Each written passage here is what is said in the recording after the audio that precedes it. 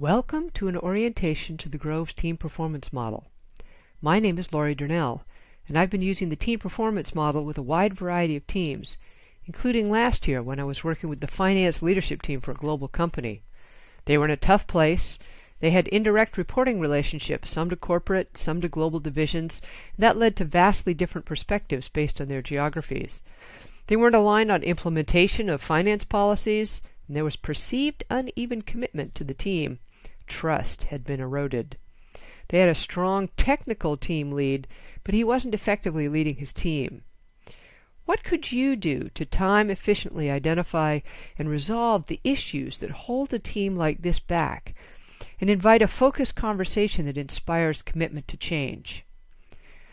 I'm going to share with you how you can use the team performance model to understand the predictable stages of team development and to be able to diagnose what's going on with teams so that you can plan an appropriate intervention that sets a team up for success. Let's begin by exploring, what is a team? Think for a moment. What's one key quality that defines a successful team? Now, let's look at how the Grove defines the qualities of a team. First, teams have a common purpose.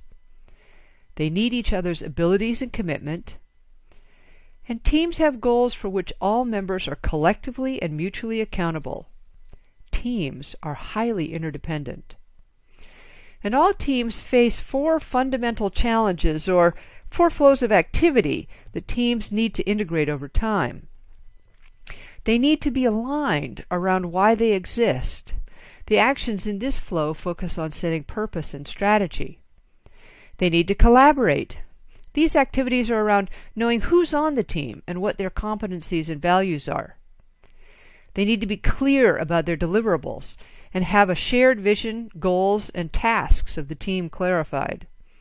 And they need to know how they can transform aspirations into results in the form of decisions and operations. These four flows echo the concerns of different types of teams: leadership teams, cross-functional teams, functional teams, and operational and implementation teams. These teams do their work by integrating these four flows over time, moving between freedom and potential at the top and bottom-line constraints. For example, an HR organization might have a top-line aspiration around high-performing teams. Selecting the Groves Team Performance Model as your tool of choice now frees you to implement a training program that drives consistency across the organization. Alignment around constraint releases human ingenuity and powers the team forward the same way a river races faster when the banks become narrower. The Team Performance Model integrates the set of predictable stages of team development across the four flows of team process. These four flows underlie the Team Performance Model. From the launch of the Team Performance Model in the 1980s, we've collaborated with a wide variety of clients to develop a robust model that would work across different kinds of teams. Most recently, we've collaborated with Nike to create the Team Performance Survey. So what do people care about when they join a team? Jack Gibb, in his academic research on teams, identified four questions people have when they join a team. These questions are reflected in the stages of the Team Performance Model. Why are we a team? Who is on the team? What will we do? How do we work? These are the creating stages of team performance that help a team orient for success. Satisfactory answers to these questions support team members to let go of individual agendas and commit to the work of the team as a team. The team is ready to get to work on implementation, but sustaining the team involves a new focus. Who does what, when, and where? Wow, if a team achieves high performance. And why continue when teams achieve their charter or need to reconnect to purpose.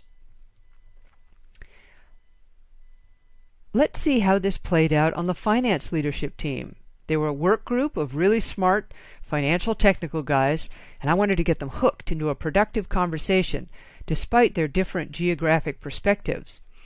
They were not aligned on implementation of finance policies. There was perceived uneven commitment, and trust had been eroded. So we decided to use the team performance survey. What it showed was that the further you were from corporate headquarters, the less aligned the team was around the team's purpose. So we started our work not on the implementation symptoms, but by aligning everyone around a common definition of their purpose. And that's because each stage of the model is dependent on the stage before it. So there's one part of the model we haven't talked about yet. Can you see it? It's the platform, which represents the organization and its leadership. When there's solid support for a team, it's able to bounce higher. Let's dive into each stage of the model to understand how you can use it to diagnose team challenges and opportunities. We'll start with stage 1, orientation. Why am I here? The model includes a set of keys that show whether a team has resolved the challenges of a given stage or what the indicators are of that set of concerns being unresolved. These words point at behaviors you can observe in most cases. So stage 1, the resolved keys are: does the team have a well-defined purpose? Do individuals identify with the team? And does everyone feel included? Now, the definition of purpose is pretty clear. It's the team's reason for being. The difference between identity and membership is in the emphasis. In team identity, people are asking, why am I here?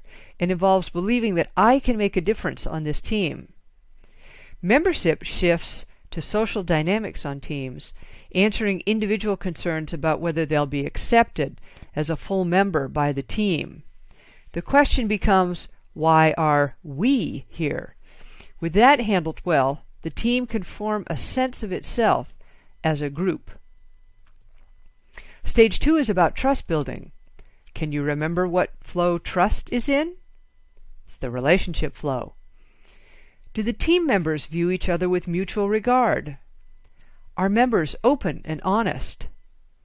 Are members reliable and consistent with each other? The next stage of the model is goal clarification, where attention turns to what are we doing? The first key is, are the team's work assumptions explicit? Work assumptions are often invisible success factors a new person needs to know about how do we get things done around here? Or what part of our work needs close cooperation? And work assumptions often exist around communications. So when do I email versus a phone call? The next key in goal clarification is, are the goals clear and integrated? Alignment is core to success at this stage. And finally, is the vision shared? Extensive research on sports performance shows that high performers can imagine success and see it vividly. The same is true for teams. When the vision is shared and goals are clear, your team is probably eager to act. Attention moves to the question, how will we do it in the commitment stage? Are all roles clearly defined? Are resources allocated and well managed? And is there an understanding of how decisions are made? Commitment is the final stage in the creating stages. Those creating stages involve some trial and error, so purpose may be refined as the team clarifies goals, and trust is built through dialogue. When your team sets its course and commits to roles, resources, and decision-making, you'll probably feel a release of energy, a bounce in the metaphor of the team performance model. Your team is ready to make the turn to stage 5, implementation. This involves scheduling and sequencing work over time, The key question is, who does what, when, and where? A visible schedule, strategy, and processes liberates a team to move into action confidently.